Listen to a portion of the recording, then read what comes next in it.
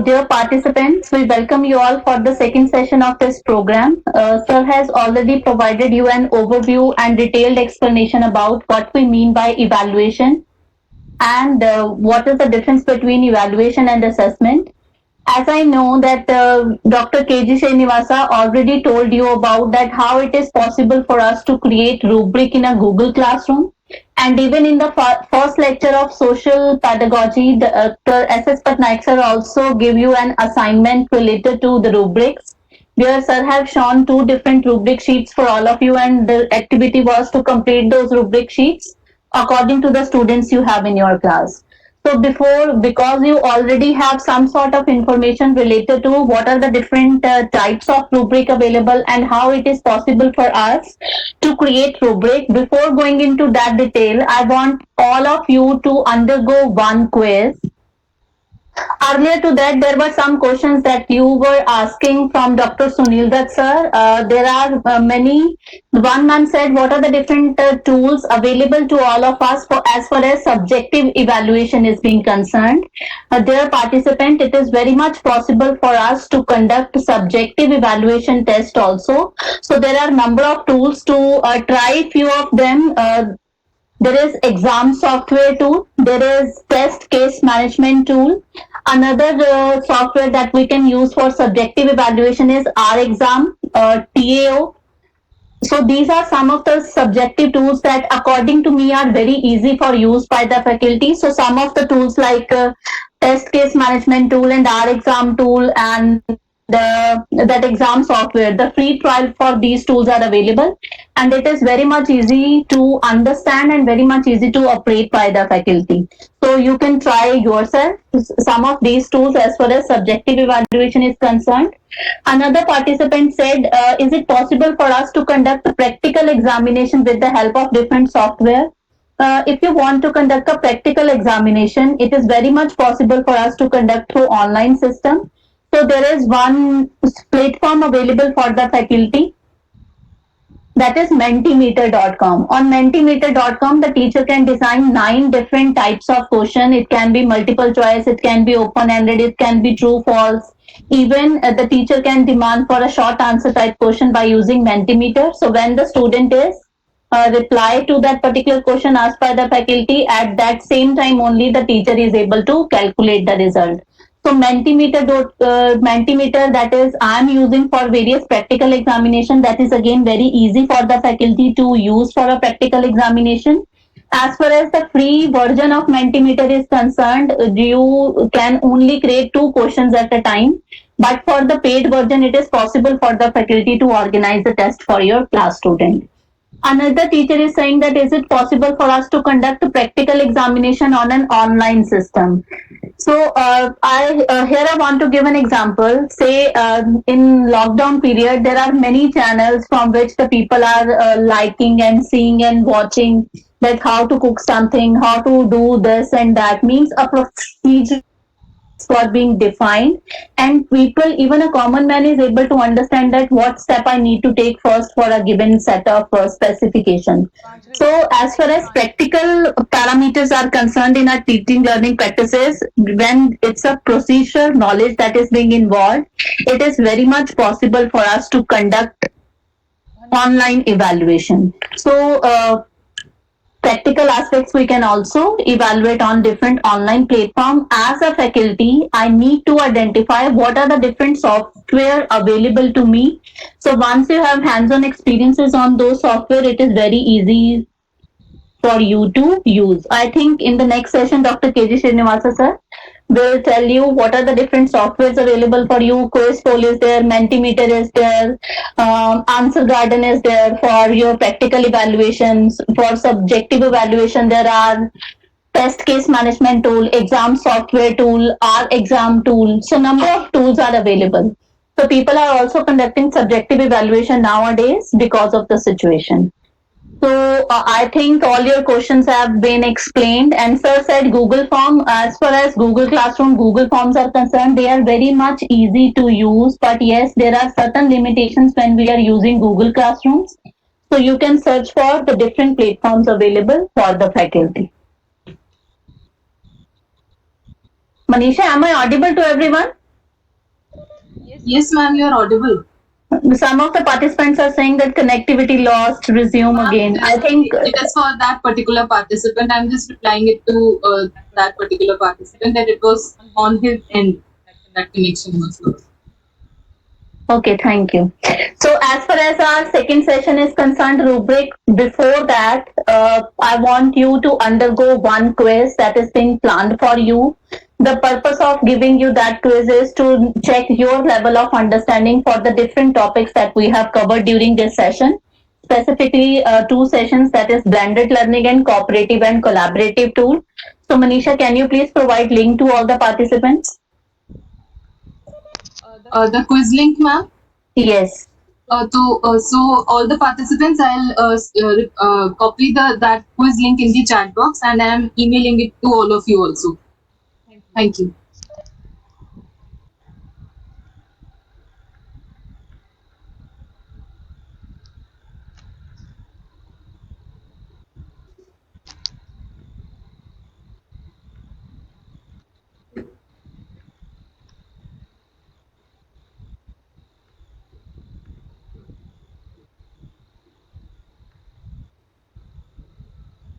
So my request to the participants, kindly copy paste this link and try to respond to these questions right now only.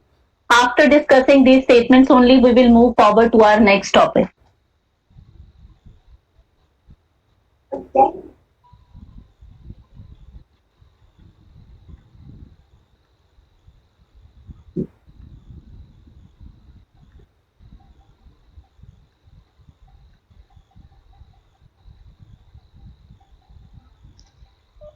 Ma'am, one of the participant is asking if there is any time limit to complete this quiz. No, there is no such time limit that is being fixed by request to all the participants. If you proceed with the quiz, then it is possible for us to engage for a further discussion.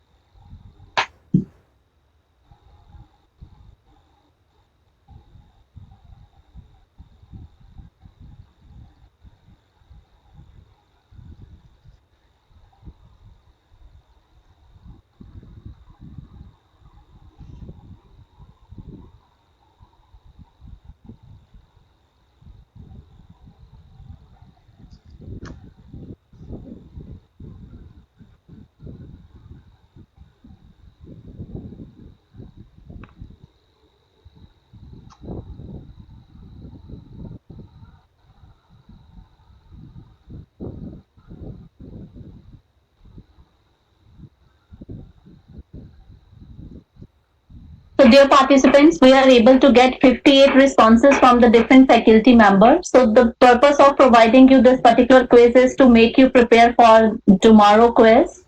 So the very first question that we have assigned to you all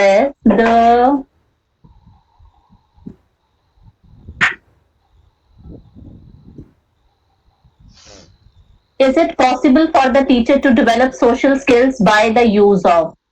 So when it comes to the development of social skills, it is possible for the teacher to develop social skills with the help of cooperative learning strategies. When we are using collaborative learning strategies, we as teacher consider that the social skills among my students are already being developed. So for immature learners only, we go by selecting different collaborative strategy. When as a teacher I want the development of different social skills among my students, the kind of strategies that I need to select it is cooperative strategies. So 67.7% of the participants selected a wrong option. The correct answer is cooperative strategy. My purpose is the development of social skills among my students. So I consider my learners are immature. So that's why I go by cooperative learning strategy. So the right answer for the first question is cooperative strategy. Second statement was blended learning is a way to provide direct instructions only, use technology in a classroom. Blended learning in simple terms is integration of direct instructions and technology. So 78.5% participants correctly responded to this statement. Blended learning is a way to integrate direct instructions and technology. In yesterday a discussion session, one faculty from mathematical stream asked that is it possible for me to use a flipped classroom or is it possible for me to use blended learning for my mathematical course? Specifically to that particular participant, when we talk about blended learning is not completely a traditional approach. It is not only that I'm sending my student to a remote location based on the model selected. It's a combination of direct instruction and technology. So it is very much possible for the faculty who are dealing with a numerical based subject to select a blended learning approach. As far as flipped learning is concerned, flipped learning is a subset of blended learning. So under blended learning, when we said out of class approach, under out of class approach, there is one model that is flipped learning. So it is possible for me to use blended learning in my numerical ability courses also. The teacher need to plan accordingly. So you need to select an appropriate model based on your subject. The right answer for this particular statement is blended learning is the integration of direct instructions and technology. Following are the example of cooperative learning strategy if the size of the group is 3 to 4.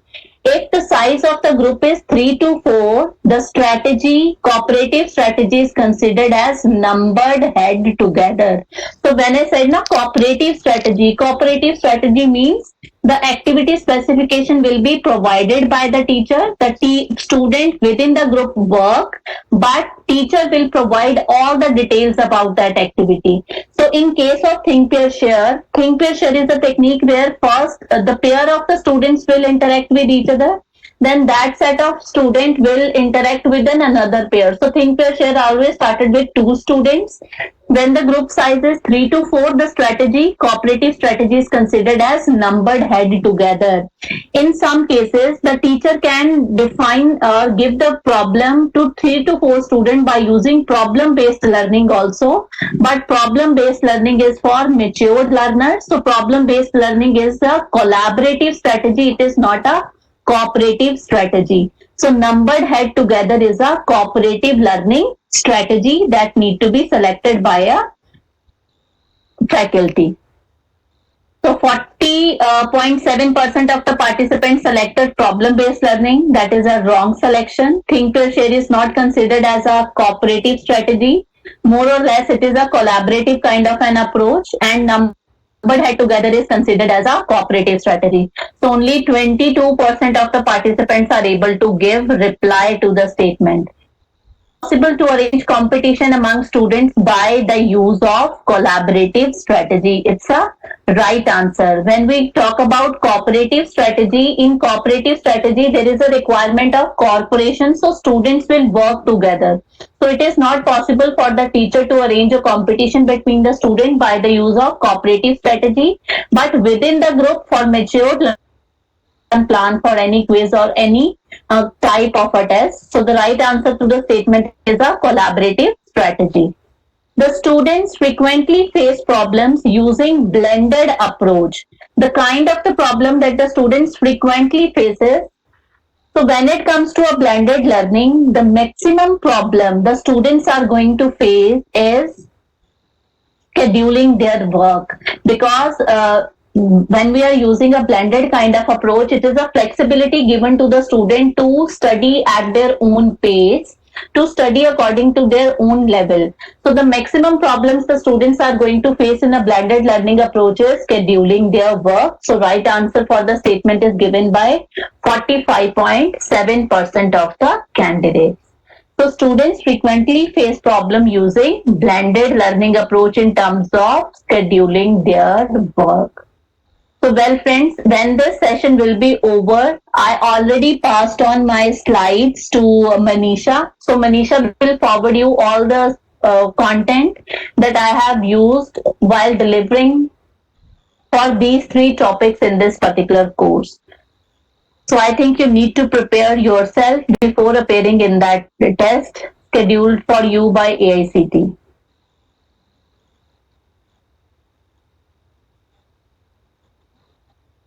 So now we are going to discuss a very important topic of evaluation, that is, will you give answers one again? Sure, sir, I'll provide you answers once again.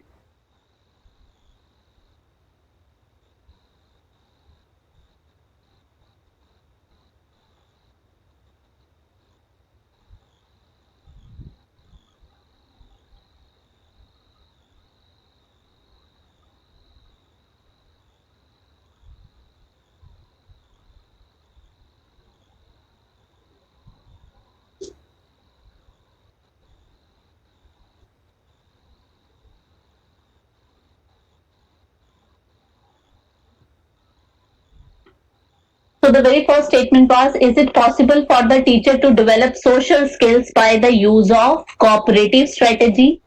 In collaborative strategy, we consider the social skills are already developed among students. In traditional and lecture method, when the faculty is transmitting all kind of information, the requirement of social skills is not there. So for the very first statement, only with the help of cooperative strategies, it is possible for the teacher to develop social skills among students.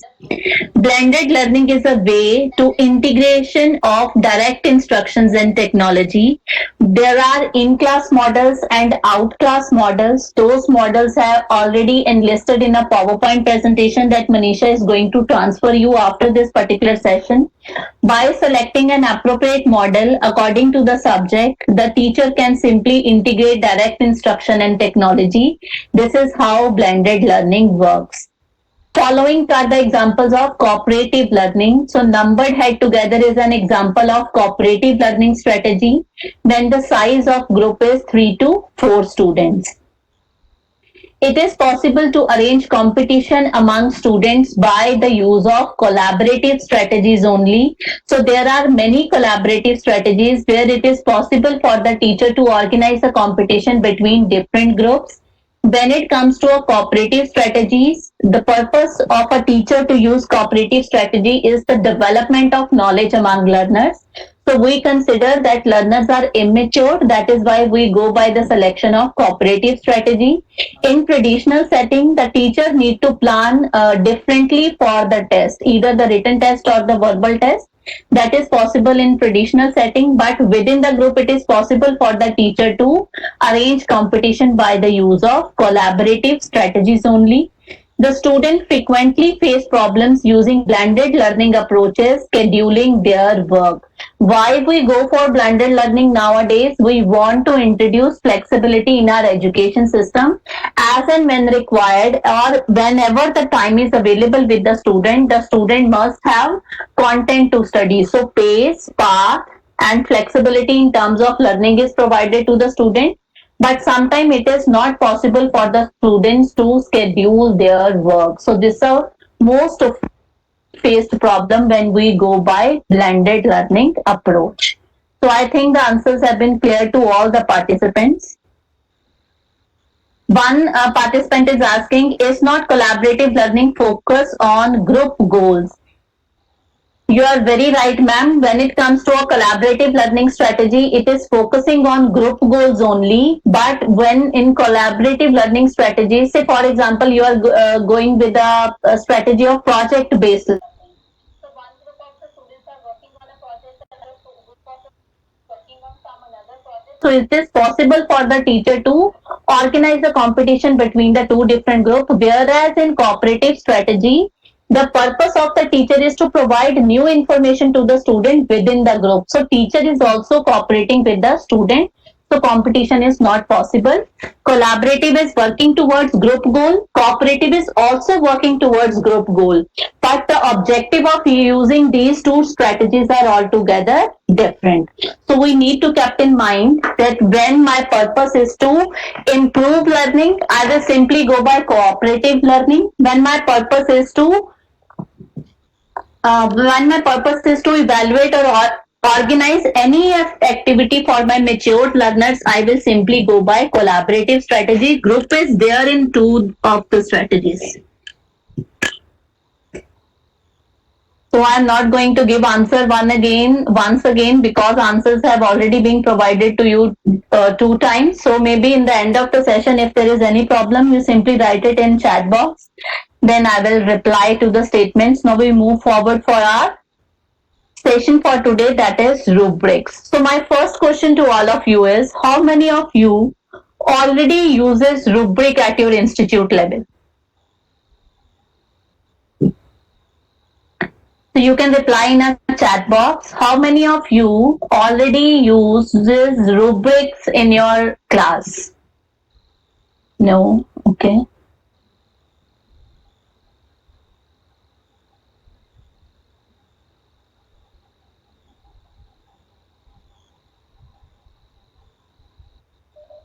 Ma'am, participants have replied to me to host privately.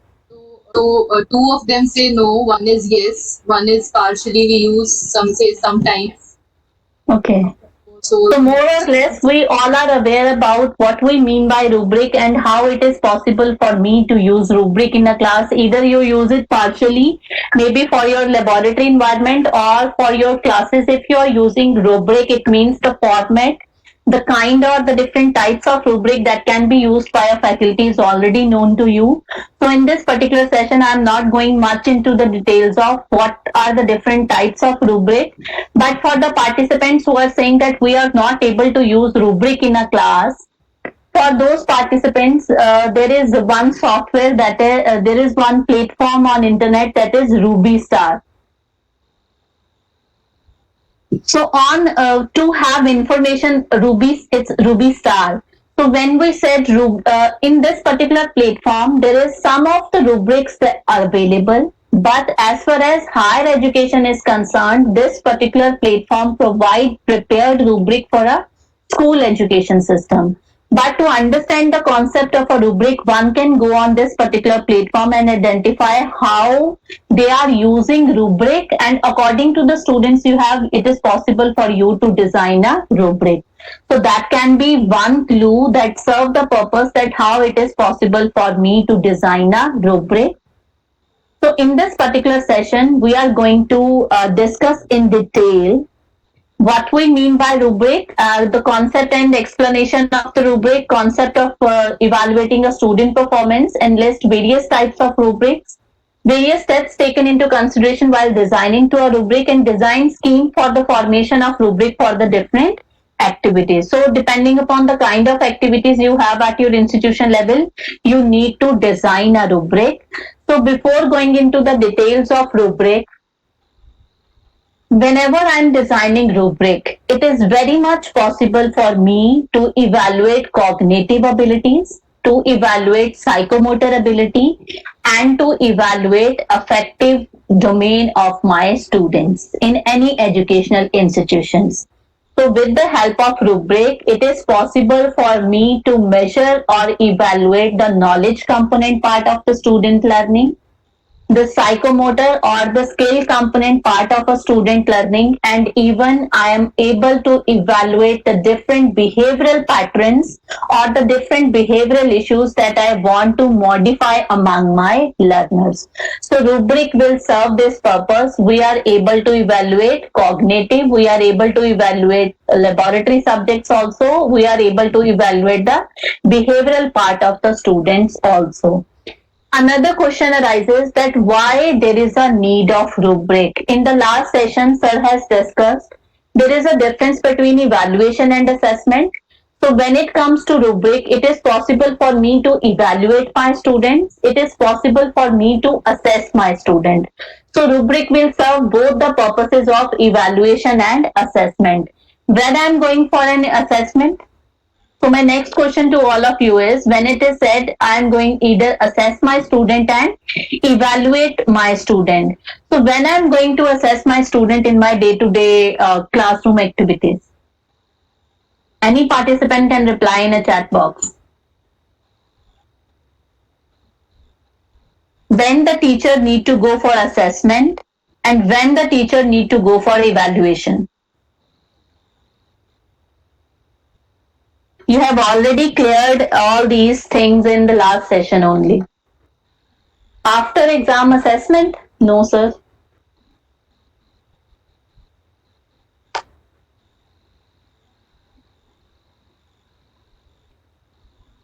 In the beginning, it is assessment and later it is evaluation. One participant accurately replied assessment almost every day. When we go for assessment, our objective is to improve the performance of the student.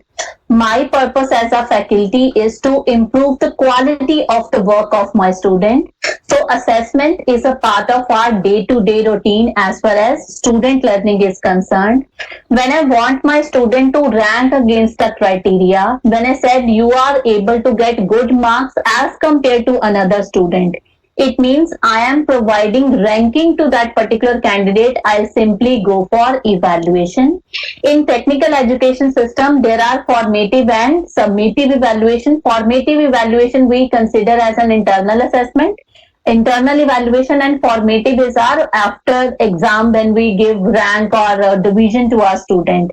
So when you said that after lecture I am going to assess, it is not true. In between the lecture also you can assess the level of understanding your students have. So assessment means when I'm not going to provide any kind of numerical score to my student, I am evaluating the performance of that particular student as compared to the performance completed by that candidate only. Means I'm not comparing one student with another. Assessment means I'm comparing the work of my student in today class with the previous class. So the student come to know the strength and weaknesses and gradually the student try to improve upon the activity. When it comes to evaluation, I declare that he is a very good student, he is not a good student. So I'm not providing opportunity to my students to improve upon. So that is why in AICT there is a policy out of 3 internal tests you have to select best 2. The purpose is you are doing evaluation in that particular factor. But if the teacher is organizing quiz for the students in class, when the teacher is planning for any kind of online poll for the student, or a surprise test is being designed by the teacher, the purpose is assessing the quality of the work. How the teacher will get benefit out of this? The teacher come to know that how it is possible for me to plan instructions more effectively so that the understanding level of my students are going to be increased. Say for example, you are a very good teacher, you have very good degrees from many from a reputed institution, but after your class 40% of the students are not happy with the way the instructions were being delivered to them.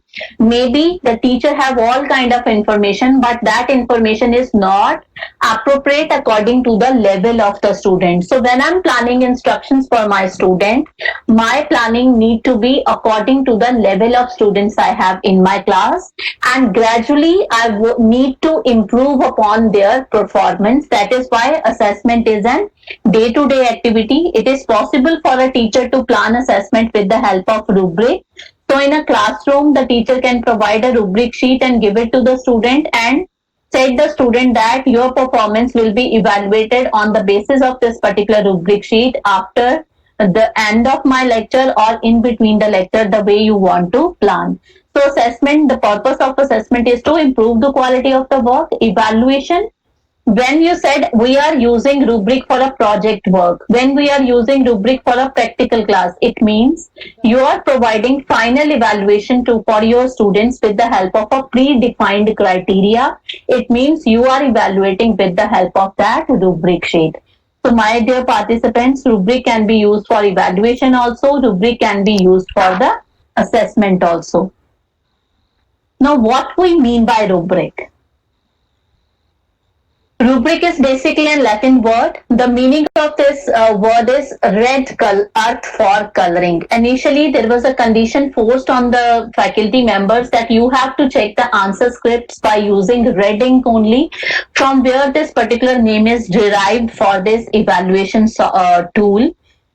How we design rubric? The purpose of designing rubric is we divide the activity into number of sub-components, and based on those components only I'm going to evaluate to my student. So by definition, rubric is a scoring tool that explicitly represent the performance expectations for an assignment or for a piece of work. Say for example, there is one activity that is being given by me to my class student, that is presentation. So the activity assigned is presentation skill. So how I'm going to evaluate this activity means, according to this definition, I need to divide that activity into number of subparts.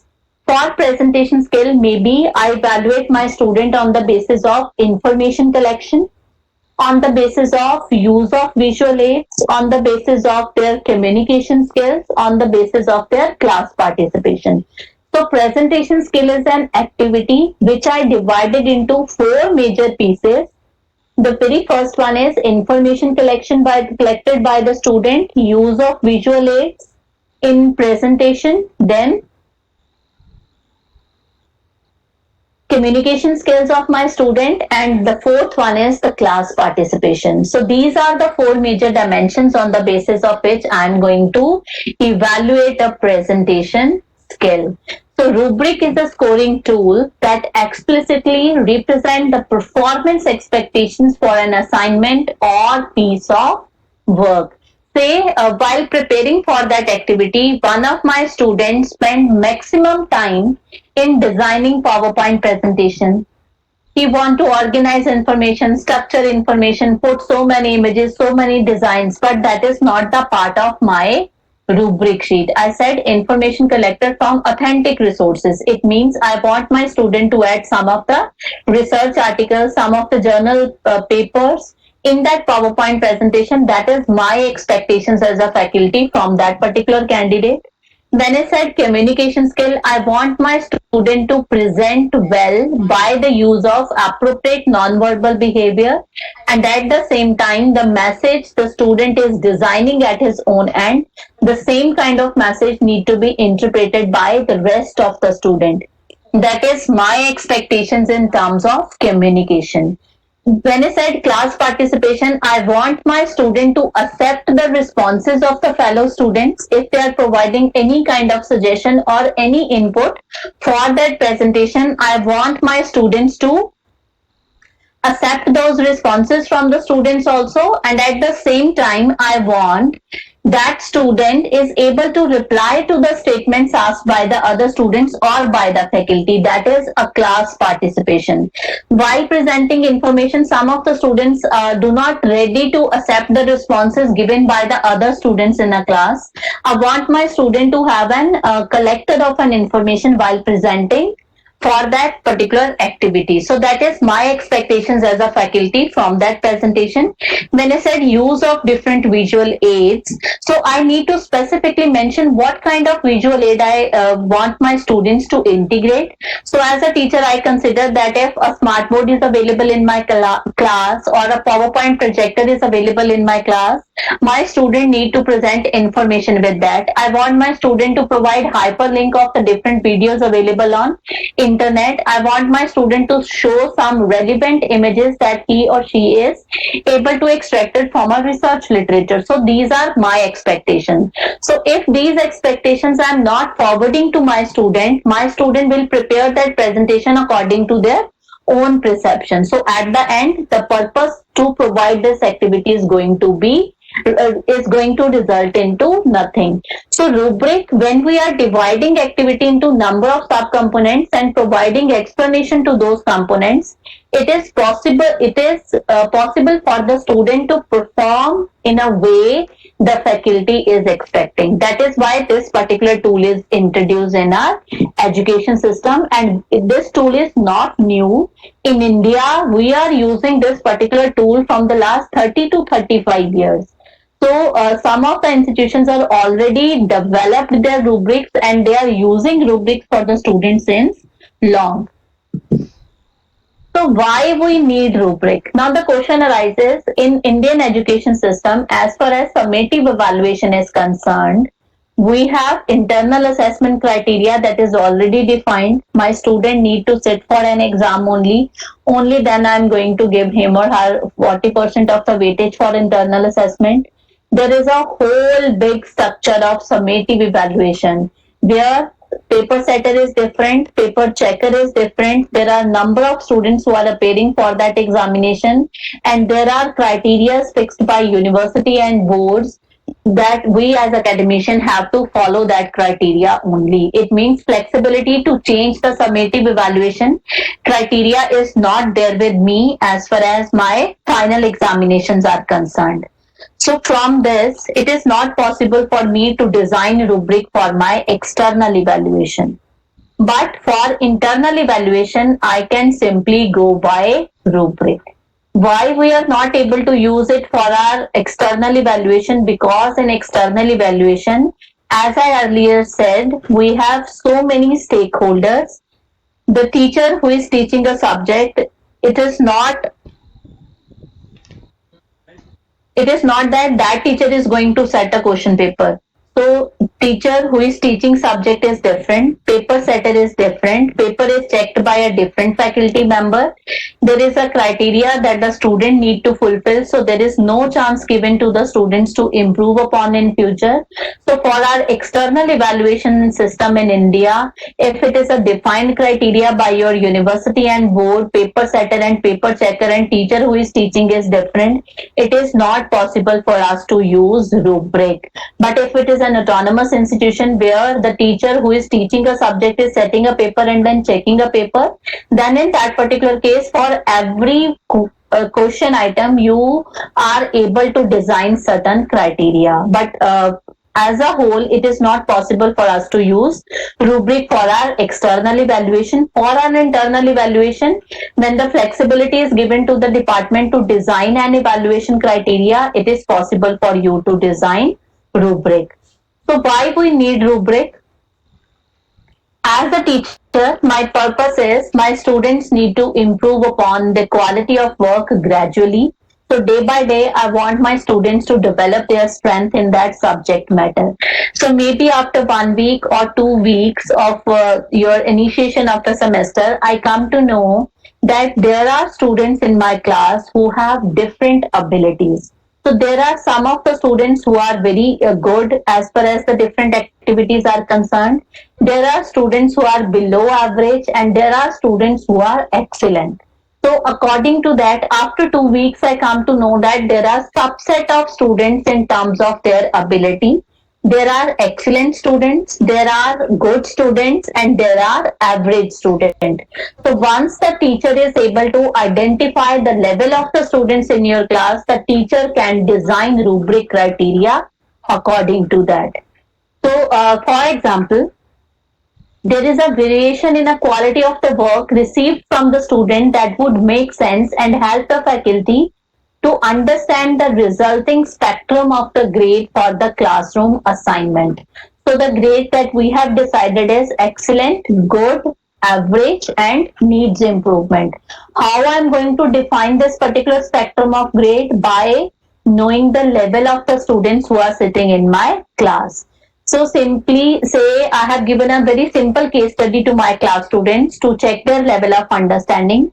The case study was related to a broken engine part to mechanical engineering student, and I've divided my class students into three different groups. One group said after the analysis of that case study, one group said yes, the engine is broken, pointed out all the broken parts and they were right and stopped there.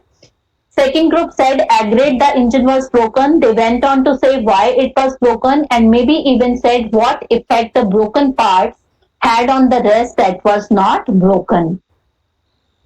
Third group said yes, the engine was broken, how it was broken, pointed out all the broken parts, what effect the broken part had on the rest that was not broken, and even went on to say how to fix it. So, same problem is given to the three different groups in my class. One group, second group, and third group, same type of an activity. One group just able to identify the different ideas available in that case study. They simply said, yes, the engine is broken. Second group went on to say the relationship between the factors are identified and how and what are the different effects of the broken part on the rest of the parts that were not broken. So they are able to identify relationship and cause and effect inferences were made by the group, and third group said how to fix it. So the three spectrum of grade that I'm able to identify from my classes: good, better, and excellent. Now maybe there are students who needs improvement. So why there is no such category available in my spectrum of grade? Because this particular case study was given to mechanical engineering master's level student. From master level student, I didn't expect that they are not able to identify or analyze a simple case study that is being given to them. So I don't think so that in my class there are students who needs improvement for this particular activity. Next is what are the different advantages of using rubric? It means the criteria is decided by the faculty and the expectations the faculty have from that particular activity is already provided to the student in a written form with the help of a rubric sheet. So whenever the teacher is going for evaluation or for grading, the teacher will simply use that rubric sheet. So it is not possible for the teacher to manipulate the rank. It is not possible for the teacher to change the marks given because criteria is known to all the students. Another thing is the teacher is not going to evaluate as per his or her mood. Say Monday my mood is very good, I am going to give good marks to all the students. Thursday I am very much frustrated, I am not going to pass any of my class student. Another is maybe there is a pressure on the teacher also. Head of department said that you have to submit your evaluation today itself. So the teacher will evaluate. Maybe the teacher is not checking the assignment. He is simply assigning grade or marks to the student on the front sheet of that assignment. But once the rubric criteria is followed at the institution level, it is not possible for the teacher to do so.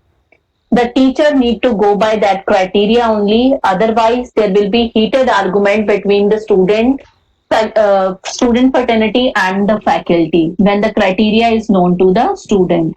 So, with the help of rubric, it is possible for the teacher to have consistent grading. Initially, it is a time consuming process. It is a very time consuming and exhaustive process. But once the system is being developed at your institution level, there are number of software tools available by which it is possible for the teacher to evaluate within no time. But on pen and paper, you have to know that how to design a rubric first. Reduce uncertainty while grading means less time consumed can be used for a variety of activities designed by the teacher. So when we said a blended approach or a flipped approach, blended and flipped approach is not simply the completion of your syllabus.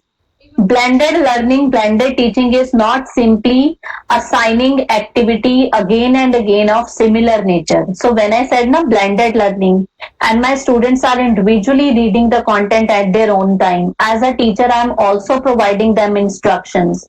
The kind of activity that I need to design for my student must be target specific activity. So what are the different target specific activity where behavior of the student is an important component? In a multiple choice question, we said it is very much difficult for the student to schedule their learning. We agree that the student is not able to schedule his or her own learning.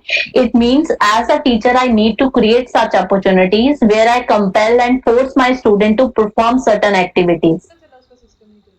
So behavior is going to be evaluated by me as a teacher. If my student is regularly submitting me activities on time, only then it is possible for the student to pass that internal criteria. Say in that Google form, one participant asked, is there a time limit? There is a time limit, many of the participants are forced to complete the quiz on time. If I said no time limit is there, it is up to you that whether you want to fill that form or not. So activity, target specific activity where the teacher will consider behavior of the student is an important component to consider.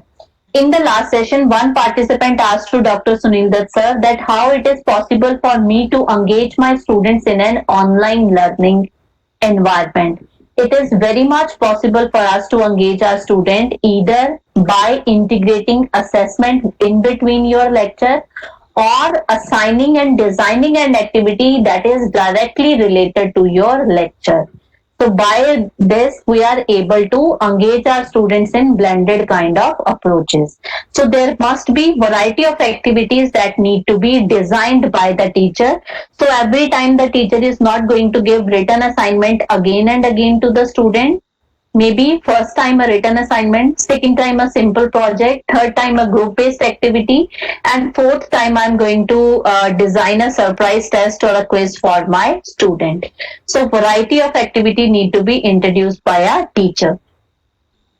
Help teacher to improve instructional delivery and planning. When you are able to evaluate or assess your student and you come to know that most of the students are not able to understand the content, means it's a hint to the student, the teacher, that you need to change the way you are delivering the content or you need a different kind of planning for those students. Help student to monitor and assess their strengths and weaknesses. Once the criteria is already with the student, it is possible for the student to prepare according to the expectations of the department to improve upon the quality of the work. So these are some of the advantages of using rubric. Another major advantage is, say, divide your institute time into three different segments. So there are three main actors in any educational institution. The first is the students, second is teachers, and third, where we are consuming maximum of our time, is a class. In classroom, if I'm using a traditional approach only, I'm not using any blended or a flipped kind of approach. If I'm using my classes with a traditional approach of teaching, that is lecture method, and in India 90% of the faculty are using class times just for the exposure of a new information. So we are exposing information, new information again and again to our student for different subjects for 8 long hours. So after every hour, there is a different kind of abilities that is required at the part of the student to understand that subject. So class time we are just using for the exposure of new information. No time is given to the students to process that information. Then the students are able to process information when the activities have been embedded in that class. So blended and flipped classroom help the student to process that information. The new information is given by the teacher either with the help of an online platform, or the teacher will provide 10 to 15 minutes of the direct instruction. Then there is an activity where students are actually using that information, means processing that information. But the teacher are performing in their time academic responsibilities, administrative responsibilities. They have to prepare for their classes, they have to design the evaluation criteria, test or other things. And after the students appearing in that evaluation, the students teacher have to check maybe 60, 80 or 120 answer scripts of the student. So teachers are also busy all the time in an academic institutions. Third major actors are the students. 8 long hours, the students are sitting into our classes. They are doing nothing. Physically, they are available. Some of the students are listening to the faculty member. Other of the students are there because there is a compulsion to fulfill the academic criteria. 70% of attendance is compulsory. So whatever activities that have been designed by the teacher for the student will prepare for those activities in their own personal time at home or maybe at hostel. And when the students are processing that information in their own personal time, there is no one who is going to provide feedback for those activities. So no help is being given to the student when they are processing that information. That is why in blended approach, it is compulsory that the teacher need to design such kind of an evaluation criteria which also act as a feedback tool for the student, so that student can perform the activities according to the level set by the faculty. Say, I said you have to prepare for PowerPoint presentation. So PowerPoint presentation, every student will prepare a presentation according to his own choice. But my expectations are different. Maybe the student prepared a very good, organized and structured presentation and able to present that information also. But I simply said to that student that you simply copy pasted the information from the different reference textbook. You have not collected information from the latest research articles or paper. So I'm not going to give you marks. So feedback factor is missing. To improve upon and to save the time of the student as well as of the faculty, it is possible by the use of this evaluation tool. So before we proceed further, if there is any question related to what we mean by rubric and why we design rubric, and what are the different skills that it is possible for me to evaluate with the rubric, if there is any question, you are most welcome. Yes, any participant, if he or she is having any question, simply write it in a chat box.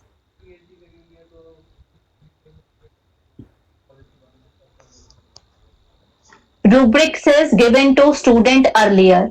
So when it comes to designing a rubric sheet, maybe a head of department assign responsibility to one faculty member to prepare rubric for laboratory investigation. Another faculty will prepare rubric for a seminar activity.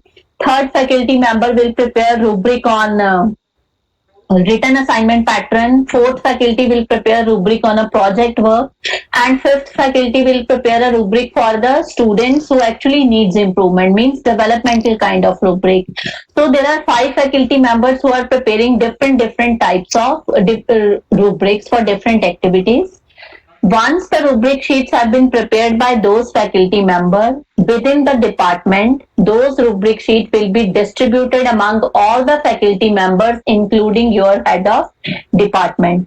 Each and every faculty member will provide input against that criteria. So what need to be added, what need to be deleted. So once the rubric sheet is decided at a departmental level, whenever the teacher is assigning activity to the student, along with that activity, the rubric sheet is given to the student. If there is an LMS facility at your institution level, the teacher with this activity simply provide that rubric sheet to the student. If the facility is not available, in that particular case, the teacher need to provide a copy of that rubric sheet along with the activity assigned. So rubric is not going to be prepared by an individual faculty. The whole department need to agreed upon that criteria. Once the criteria for rubric is decided at a departmental level, only then that rubric sheet will be given to the students along with the activity. So when the student is performing that activity in his or her personal time, at that time the rubric sheet must be available with the student. Another important thing to consider is when it comes to a rubric sheet, we have seen in many of the institutions how the teachers are preparing rubric sheet. They are simply copy pasting the rubric sheet from the different internet resources. Maybe one faculty copy pasted a rubric sheet from the university situated in USA or in Canada. The level of the students they have, the kind of teaching activities that have been followed by those faculty members are way more different from our activities, our student quality, and our infrastructure. So the level of students you have in your institute, according to that only you are going to design your own rubric sheet. If you are copy pasting the information from different resources, say for example you said there are 20% weightage given to the students who are going to use different visual aids in your presentation. But at your institution, there is no infrastructure facility available for the student. In that particular case, that dimension need not to be the part of your rubric. So depending upon the condition of your institutions, depending upon the level of the students, and depending upon the way you are delivering the content, according to that only the rubric is going to be designed. So for example, you are preparing rubric for your project work and you said there is a 10% weightage as far as marks to the different team abilities are concerned. But you know that only one or two students are working for that project and rest of the team members know nothing about that project. So a supervisor need to give accountability to those students to perform in team. Only then it become the part of your rubric sheet. So, ma'am, the participant who asked that rubric is given to the student, yes, along with an activity, we need to provide rubric sheet to our students. Assessment done to track the process and evaluation is done to find the outcome. Very true.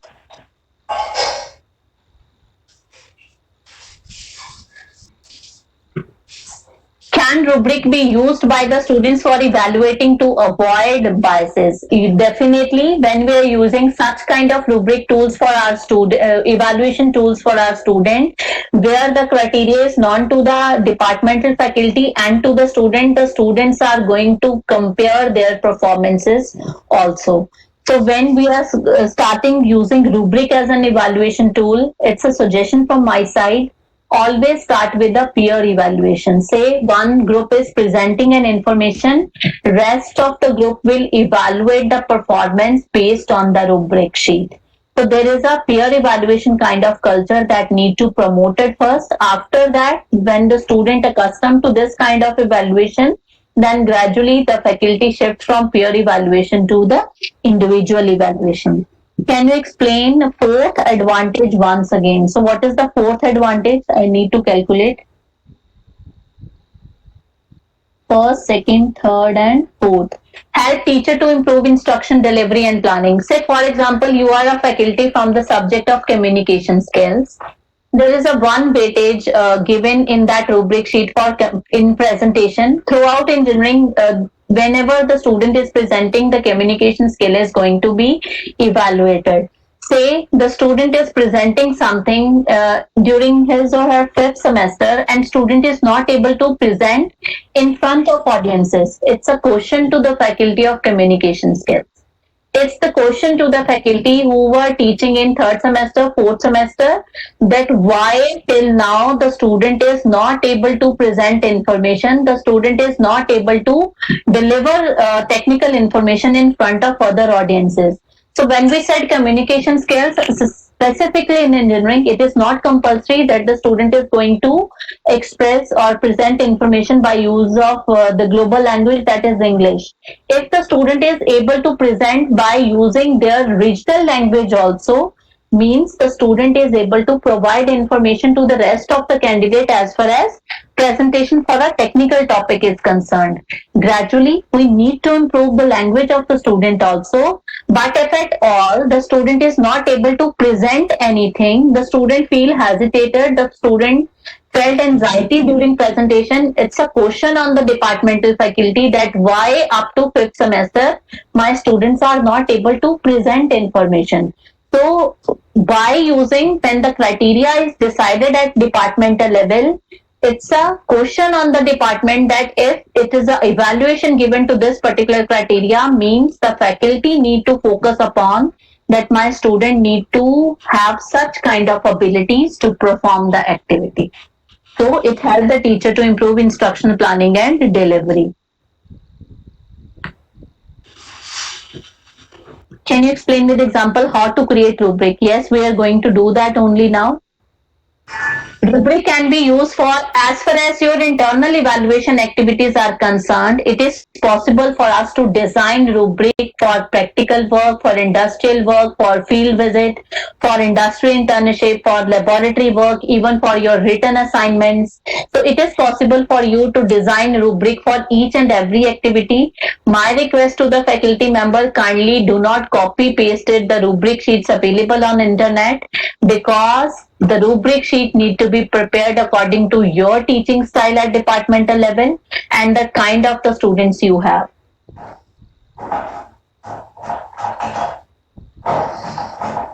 Students generally point out that sometimes assignment or quizzes given by each course teacher are large in number and that is why they're facing lack of time. Yes. Specifically, when there are online learning platforms and teachers are assigning activities. So on different at institute level, say for example, in a semester there are 6 different subjects for a student. When we are doing the course planning at departmental level, there is a program planning also. So the department for a specific class, say for example, for CSC 4th semester, all the teachers who are teaching to those students need to sit together and plan accordingly that for this particular subject, when I'm going to assign an activity, so you need to distribute the activities assigned to the students for the different subject. In our Indian education system, this particular activity detail is not happened at institution level or at departmental level. Every faculty is assigning activity to the student as per their choice. But when we are preparing an academic calendar for a class, in that academic calendar, there must be a proper planning for the different activities that have been given to the students by considering the load on the students also. So if we are able to distribute activity within different subjects at departmental level, it will be easy for our students to evaluate. What are the different components of rubric? As far as the different components of rubrics are concerned, it's a standard format. You go for any online tool as far as rubric preparation is concerned, only this format is available for the preparation of a rubric. There are 4 major components of a rubric. The very first component is a task description, means the kind of activity you are going to give to your student. Then how you divide that activity into number of subcomponents. Then depending upon the level of the students, you can either go by a 3-level scale or you can either go by a 5-level scale. Then there is a description of the dimension for that rubric. So as far as task description is concerned, it is a criteria of performance that is set by the teacher. Task involved nature of your assignment and complete details of cognitive, psychomotor and affective domain. Say for example, the faculty member who said that we are able to design rubric for a practical lab. So in a practical lab, the behavior of the student is going to be evaluated. So how the student is utilizing all kind of materials in laboratory, how the student is able to complete experiment within the defined time, how the student is able to interact with the other students or within the group or with the technical staff whosoever is available in a laboratory. whether the student is regular in the activities that have been performed. When I said regular in terms of rubric, regular is not that the student is coming 100% of the time in a laboratory and doing nothing. When I said behavior and regularity in behavior means whatever activity is there, the student is regular in submitting those activity. That is the part of the behavior. Coming to class doing nothing is not regularity. That is just a regularity in attendance. That has nothing to do with the evaluation in terms of rubric. If the student is able to manage the workstation, put all the things and equipments on time. So that kind of activity is the part of your behavioral or the affective domain in terms of rubric. So it is possible for us to evaluate cognitive, psychomotor and affective details with the help of task description. Title has to be mentioned. It is not only the title that I'm going to mention in my task description. What kind of expectations I have from my student, all kind of details need to be there in a task description. So say for example, I have given a 5-minute presentation to my class student, that is changing research culture in engineering. The time is already mentioned. Each student will make 5 minutes of presentation on the changes in research culture in engineering over the past 5 years. It means when the student is presenting information, the data of last 5 years need to be there in that presentation. The student may focus the presentation in any way he or she wishes, but there needs to be a thesis of some sort, not just a chronological exposition. So when my student is collecting information, my students synthesize information and come up with the conclusion that say in 2012, what are the different changes that we have faced in our research culture. The presentation will include appropriate photographs, maps, graphs, and other visual aids for the audiences. So task description is not simply the title of the activity, what kind of expectations you have from your student. Say on internet, when you search for the different kind of rubrics in a task description, they simply write it as an assignment or a test or inquiry skill or communication skill.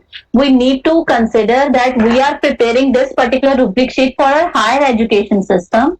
In a higher education system, when I consider that most of my students are busy in doing other things, not only an academic, it means I need to provide a specific detail that how much information is required for this particular activity. Otherwise, when I said past 5 years, maybe one of my student is spending 7 to 8 hours to complete this 5 minutes of activity.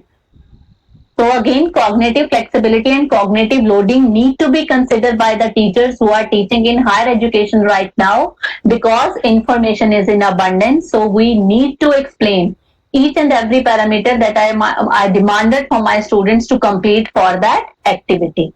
So task description is not only the title but the description of the whole activity. So rubric for 15-minute presentation. So you need to plan for a 15-minute presentation. If in 5 minutes you are demanded all these factors, so in 15 minutes of oral presentation, what you want your students to do. Then comes to the scale. Describe how well or poorly any given task has been performed. Positive terms need to be used. Non-judgmental or non-competitive language need to be there. So when I said scale, scale can be qualitative, scale can be quantitative. As far as your internal evaluation is concerned, you are going to use a quantitative kind of scale, because mostly we assign marks to student in terms of percentile or percentage. So quantitative scale need to be there. It is easy for the teacher to evaluate at the end of the course. If you are using rubric for your class assessment, in that particular case, you can simply write excellent work, good work, below average, or needs improvement. So positive terms need to be used. As far as classroom communication is concerned, whenever the teacher is using language for a student, whether in an oral form or in a written form, we are going to use positive vocabulary only, positive terminology only. Why?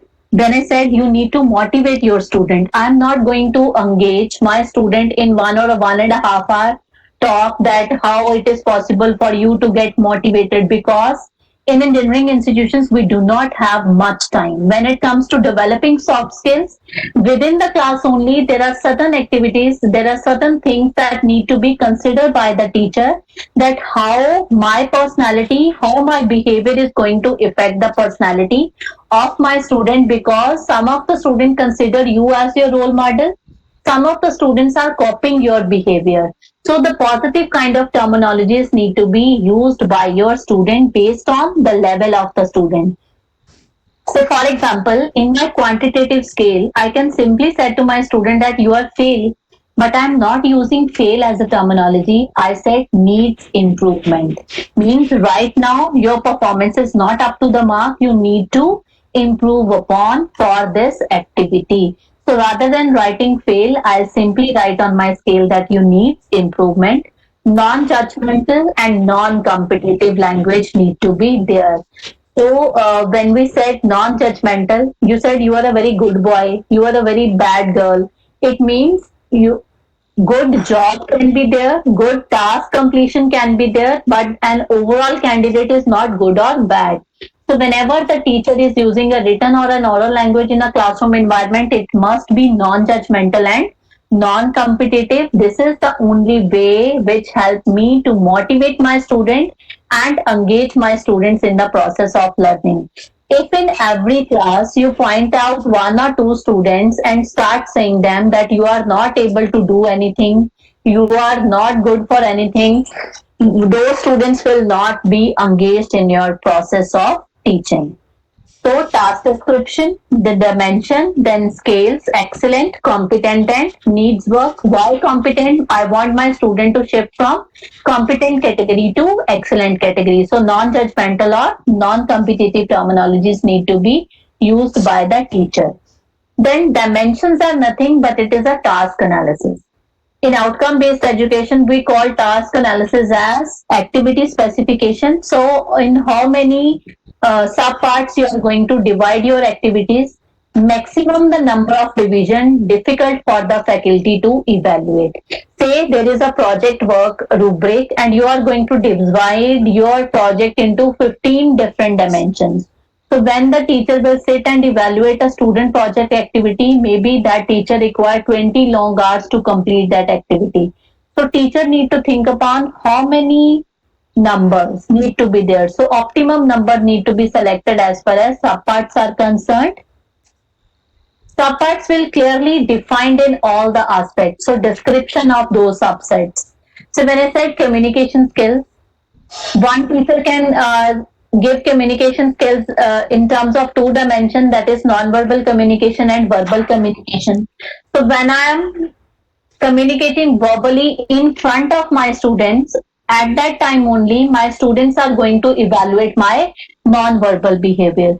So no need to go by two different dimensions. Communication skills will involve verbal as well as non-verbal, and description to those parameters need to be given. And when we are providing description to these dimensions, the description need to be in such a way that it must be easy for the students to control. Here I want to give an example.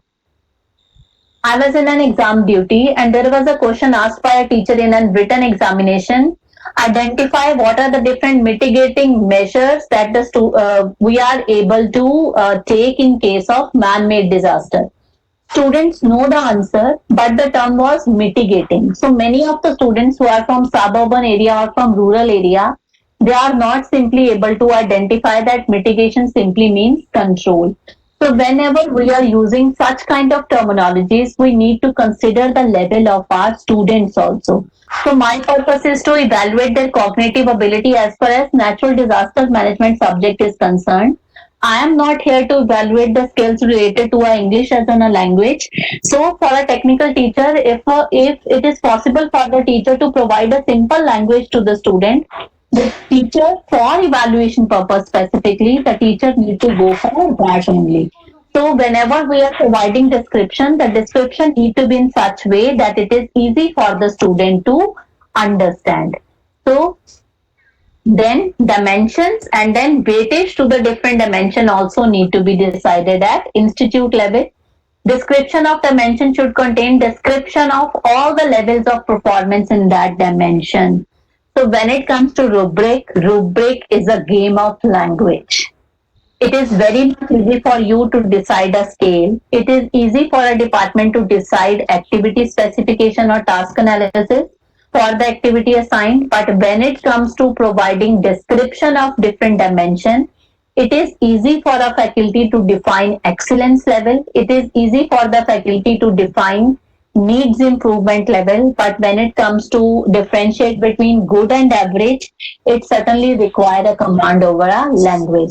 So it is a description of the dimension. So when I'm describing my different dimension against the scale, another thing that we need to consider is when I said excellent level. Excellent level for a third semester student is different as compared to the excellence level I'm expecting from my seventh semester student. So whenever the teacher is describing different dimension at that situation, according to the level of the scale, the teacher need to describe different dimensions very carefully. So these are some of the things that we need to consider. Say, for example, in the initial, we have discussed that a simple case study is being given to my class students, and I divided that case study into two different dimensions only because it is for my class assessment purposes. So I give clarity as a one dimension and application as a second dimension.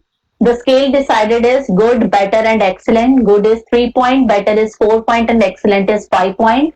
And activity is for 10 marks. Accordingly, I need to define the different dimension. Now I'll discuss only two type of rubric sheets. Say for example, there are faculty members who are from mathematical background. There are faculty members who simply dealt with a numerical based subject. For those faculty members, they need not to go for a detailed kind of a rubric. So they need to consider a holistic kind of approach as far as evaluation is concerned. Say for example, in your CSC branch, there are 120 students who have enrolled and you divided your class into two different groups, CSC 1 and CSC 2. The subject is same, the criteria of admission is same. It means we consider the level of the students are same, the content given to the students is same, but there are two different faculty members who are teaching that subject. One faculty students are able to get 80% of the marks at the end of the semester, and other faculty member students are not able to get even 60% of the marks in that particular subject. The one reason may be the difference in their evaluation criteria. So at departmental level, for such type of subjects, you need to decide what kind of evaluation you are going to carry. Is it a step-by-step evaluation, or the teacher need a final accurate answer, only then the teacher is going to give marks. So that kind of rubric is considered as holistic kind of a rubric. So simply the score is divided into different factors and the description of those factors have been given. Another most, say for assessment purposes, I'm using rubric for evaluating the speaking skill. So exceed expectations, meet expectations, and fails to meet expectations. Why there is a negative vocabulary? Because this particular rubric sheet is used for masters and PhD level students. If those students are not able to speak perfectly, it means definitely those students need an extra effort to put in for that activity. So depending upon the level of the students you have, also you need to define the criteria of your scaling. The most commonly used rubric sheet in our Indian education system as far as internal evaluation is concerned, that is analytical type of a rubric. So in an analytical type of a rubric, the dimensions are divided into number of subparts, and then description of different dimensions need to be clearly stated by a teacher. The scale decided as excellent, good, fair, and poor. Why poor? Because this is for master's level student. I do not expect that my master level student is not able to express, collect, or present information. But if this same rubric I am going to use for my BTech or for my diploma level student, rather than writing it poor, I will simply write it as needs improvement.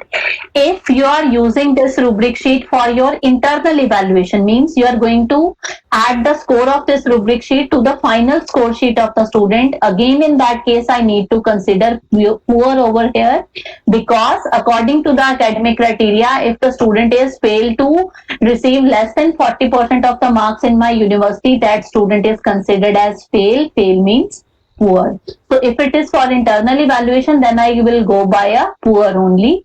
So I divided seminar activity into presentation skill, information collection, utilization of visual aid and class participation, and then description of different dimensions need to be there.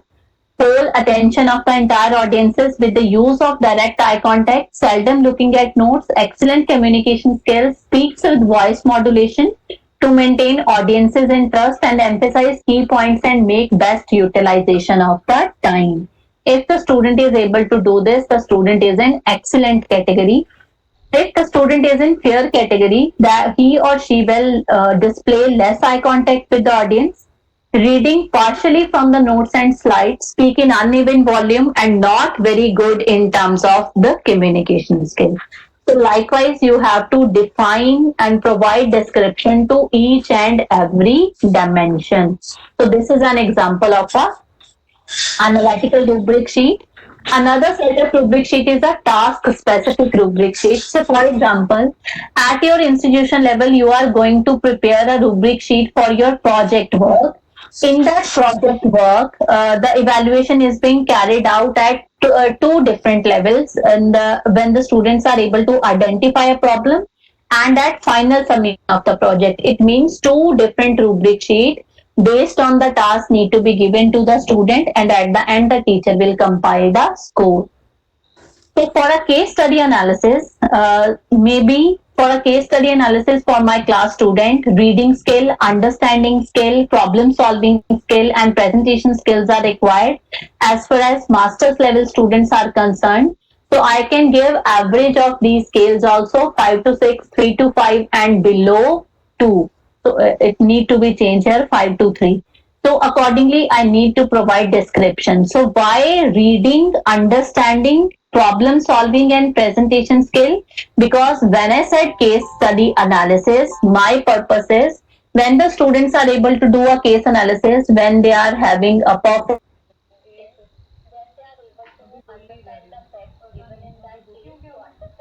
is required, when the student is able to identify relationship, association, and cause and effect inferences, means the students are able to solve a problem given, and then when they are able to present information accurately, in that particular case, presentation skills are also required for case study analysis.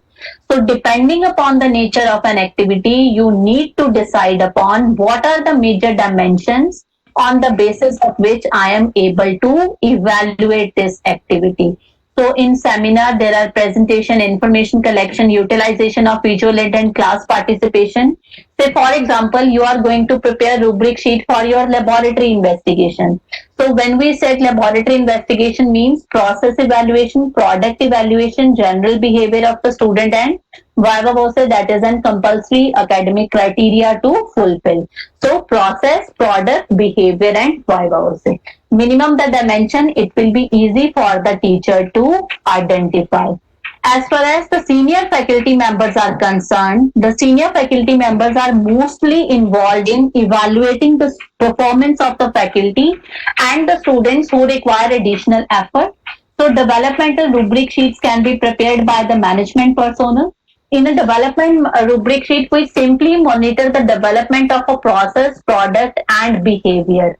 So in a development rubric sheet, say for example, for increasing teaching effectiveness, a rubric sheet is being provided by the department, and then description need to be there for the different dimension. So when this rubric sheet is provided to the teacher, and the department sets the teacher to evaluate his or her teaching effectiveness, the teacher come to know that on what basis it is possible for me to improve my teaching. So these are some of the things that we need to consider when it comes to developing a rubric sheet at departmental level.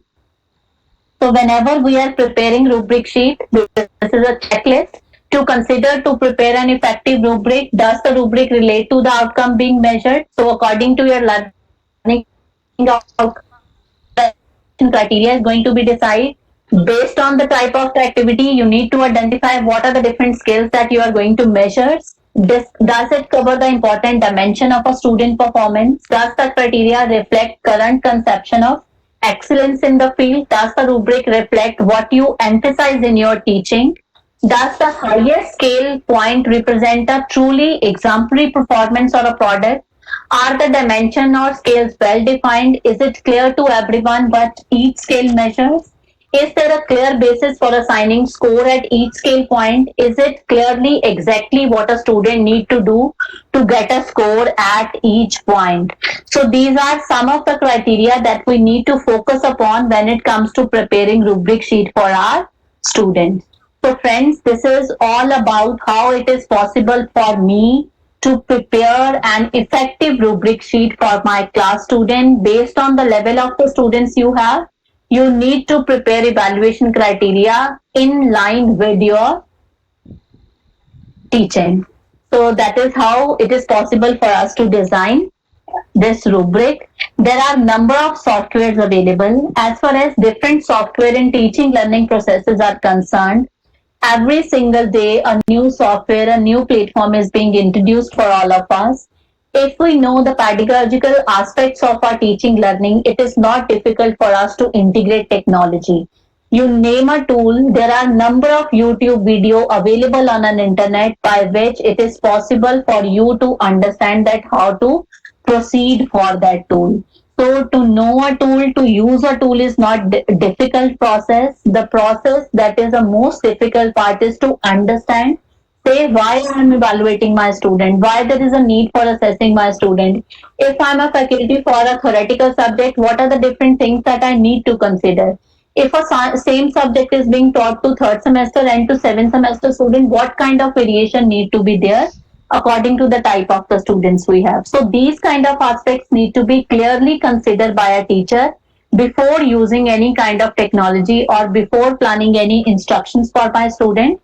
So friends, this is all about blended learning, cooperative and collaborative strategy and different models of blended learning and how it is possible for us to design rubric. As far as the content of these three presentations are concerned, I already requested Mrs. Manisha to transfer my PowerPoint presentations to all of you so that it will be easy for you to prepare for your final examination. So if there is any question related to the topic, you can write in a chat box.